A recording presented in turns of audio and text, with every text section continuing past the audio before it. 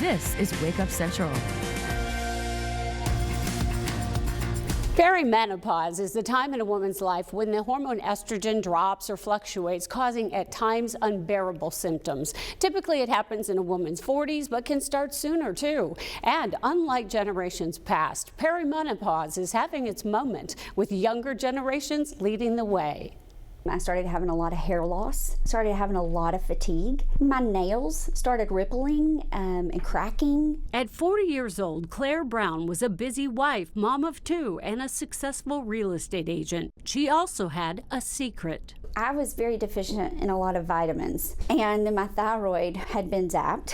All of that can lead to a lot of depression over a long period of time. I was so exhausted. I was sleeping anywhere from 10 to 12 hours a night, but then I was falling asleep sitting up during the day. Claire saw multiple doctors. She said they preferred to treat her symptoms while missing the bigger picture of what was really happening to her body. Then she met Dr. Jill Jennings, an OBGYN doctor from Baptist Health. She spent over an hour with me, and she listened to all of my symptoms, wrote them all down, and then said, this is what I think we're dealing with. Dr. Jennings is among only a handful of providers in Arkansas who is also a Menopause Society Certified Practitioner. She says stories like Claire's remind her of how much attention is given to women before they have children. We are very focused on just all the reproductive years. So, okay, you're starting to have periods, and then you're going on starting to have babies.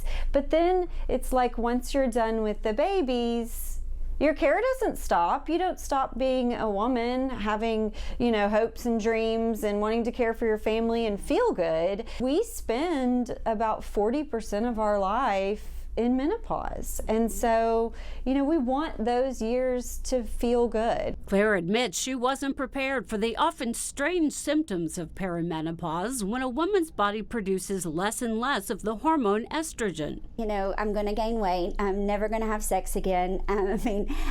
All these things, and that everything's going to dry up in my body. I'm going to have to slather myself with lotion for the rest of my life. Dr. Jennings points out that menopause is defined as the first day a woman goes 12 months without a period, making actual menopause a single event. She says it's the symptoms of perimenopause, that time before the transition, and postmenopause that cause so much suffering, and for potentially long periods of time, anywhere from a few years to a decade. The National Library of Medicine lists the most common and debilitating symptoms of perimenopause as irregular menstrual cycles, hot flashes and night sweats, sleep disturbances, mood changes, vaginal dryness and sexual discomfort, and cognitive changes or brain fog. It's made the hugest difference because I'm a whole new person just within 3 months of starting all those treatments.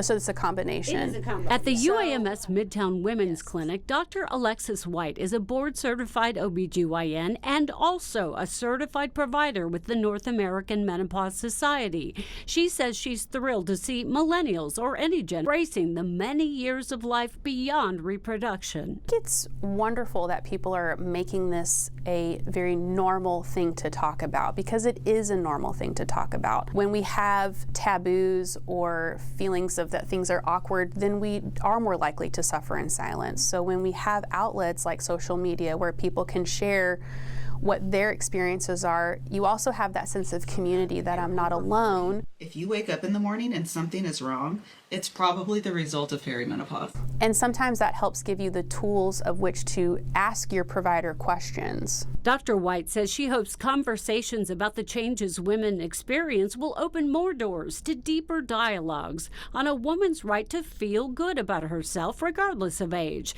She says there is no subject or question that's off limits with your provider. There is no weird question. There's no question that we would judge you for. And if you don't feel comfortable, if you don't have that relationship with your provider, then it's okay to look for a new provider. Claire agrees, saying she's no longer afraid to ask hard questions about her experience. She says she realizes now when she feels well, she's that much better for her family and friends. And I think so many topics have been taboo for women in generations past.